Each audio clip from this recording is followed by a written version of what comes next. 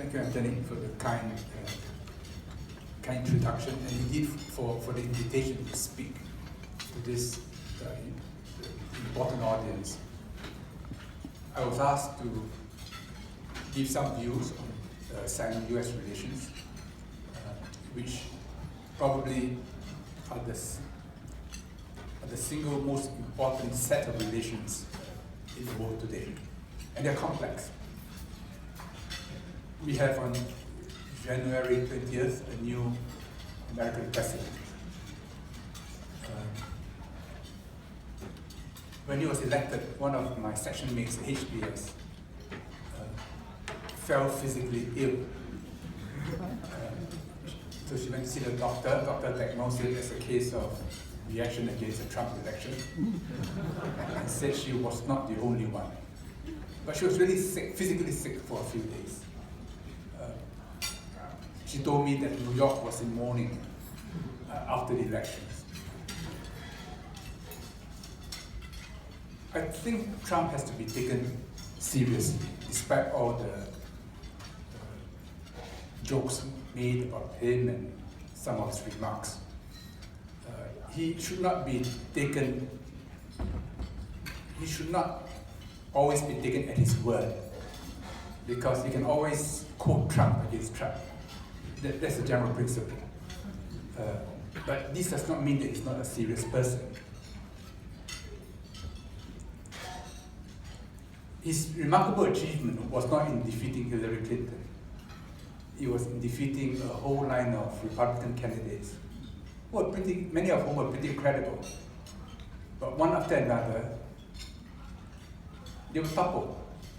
And that's because he was able to plumb deep and tap upon a deep undertow of dissatisfaction, disaffection.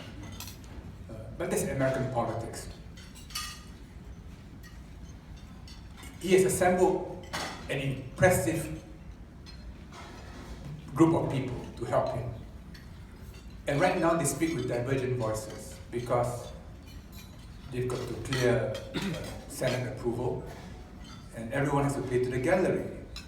So you get remarkable comments like that made by Rex Tillerson, that the US should prevent China from accessing China's islands, or what China takes to be her islands, in the South China Sea, which must mean war. But I don't think he's that ignorant or that unreasonable, but it would please the gallery and maybe avert more difficult questions being asked. So let's see. We don't know. Certainly the risk level has gone up. But we do know that Trump has certain deep instincts. He sees a lot of problems in American society, so he wants to reinvigorate American society. So trade has to be fair in his mind. I'm not sure it's going to help just by arm-twisting automobile companies to manufacture in the US, because the global economy is much more complicated than that. But it does win him applause from the gallery. And some things we must expect him to do for political reasons. And as he himself said, he's from Wharton, so he can't be stupid, he said. And he's not. And to think that he is would be a serious miscalculation. So he goes deep. He says, look, we've got to deregulate. There's a whole ticket of legislation and regulations which prevent productive potential from being unleashed. I think he will move firmly in that direction. He wants to simplify the tax code and reduce the general level of taxation. The details, these have got to be sorted out later, they've got to be negotiated. But that's another direction that he will move. He wants to revamp infrastructure in America, which have much of which has gone to disrepair. And that's the right direction to go. He wants to control the borders better. Again, he might have made outrageous remarks, but the deep intention is you've got to have a handle on illegal immigration and also to control conduits which may bring in radicals and terrorists. But there are two things which are troubling. One is, it's easy to spend. It's easy to reduce taxes. People will cheer you. But how do you cover the deficit? And interest rates are going up.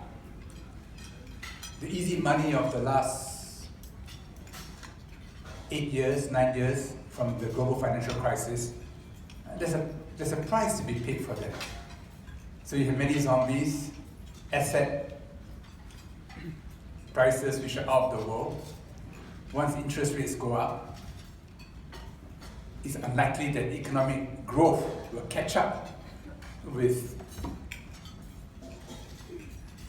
the increase in interest rates. So there could be a reckoning. And the world will have to depend on others powering global demand. I don't think China and the rest of Asia are big enough to carry up, to take up potential shortfall in global demand. And maybe we've already at the limit of quantitative easing. So there is a danger that a big correction may have to come. And one remembers Kindleberger analyzing the Great Depression. Great Britain wanted to lead but could not. The US could lead but would not. And in between, well, you had many years of crisis and hardship, and really only overcome as a result of massive spending during the Second World War.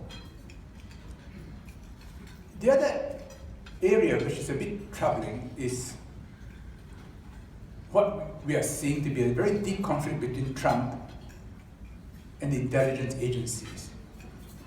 He's become very distrustful of them, felt that they were part of a deep state which manipulated politicians in directions which have cost the US dear. And he takes a practical approach towards international security. Must we interfere in Syria? Was it right? Iraq, Libya, and cornering Russia, maybe driving it into the arms of China. Does it make sense?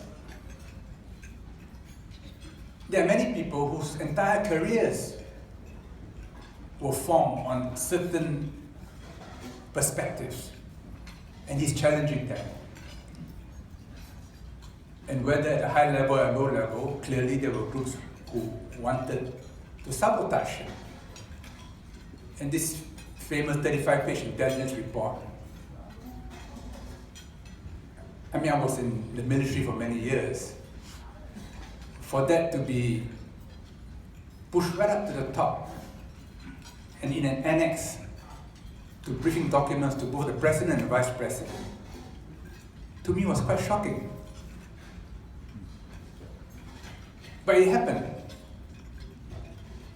And Trump was obviously livid and showed himself to be livid. I think he may now have more generals in his cabinet than in Singapore. And there's probably a reason for this. But these things cannot be done without a fight. And there could be a fight. So there are complications. But it's important to get past the common criticisms against Trump, quoting him against him, laughing at some of his inanities, and ignoring his deep purposes. I think it's much more important to look at his deep purposes, because He's not a man to be disregarded. On the Chinese side, in less than 4 years, Xi Jinping has been absolutely remarkable. He could not have done what he did without Hu Jintao refusing to stay on in the Central Military Commission for 2 years. His enemies had already shown their hand before he took over. Who knew? Hu Jintao knew. So with the PLA behind him, he cracked down on the internal security apparatus. Life and death struggle. His own personal security was increased by a factor. And then, having subdued that quadrant, he turned back to tackle corruption in the PLA itself. Very high level corruption. And then after that, knowing that future generations of leaders will have to come from the Communist Party Youth League, because the children of the princelings will have far less legitimacy than the present lot of princelings. The present lot of princelings has suffered, been with their fathers, been imbued with certain values, but not their children. So he set about cleaning up the Communist Party Youth League. In less than 4 years, he has done much to restore the moral authority of China's leadership. China is a very unusual country. It has always been governed as an administrative state, one where all lines, and their separate lines, report to the emperor for administration, for intelligence, for policing, for military matters, water control, and so on. So they developed a bureaucratic class of people, very smart people, who were rotated around, so that their loyalties were never to the provinces they come from, but to the center. They are always reluctant to have a leader in a province whose roots are deep in that province. And this is a practice going back to the Ming Dynasty. It's not something new. When China's core is healthy, the management, the governance of the country is a matter of administration. Almost like a company. It's logical. What are the problems? What are the needs? You draw a plan, you find the money, you have control measures, you implement. Today, it is the only country, major country, who can exercise a national will. So they already have more fast rail than the rest of the world combined.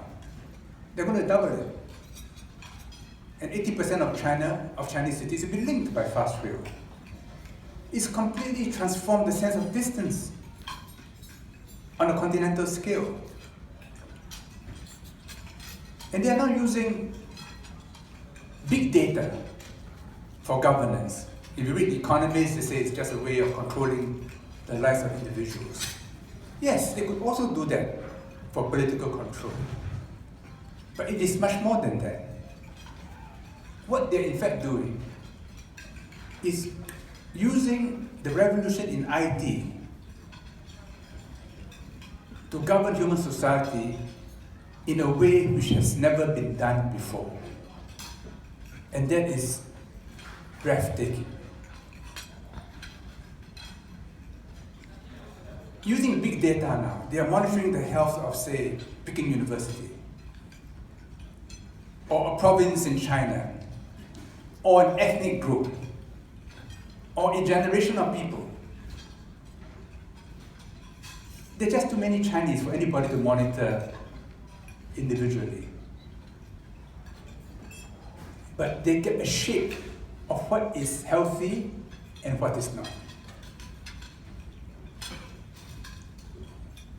In the feudal past,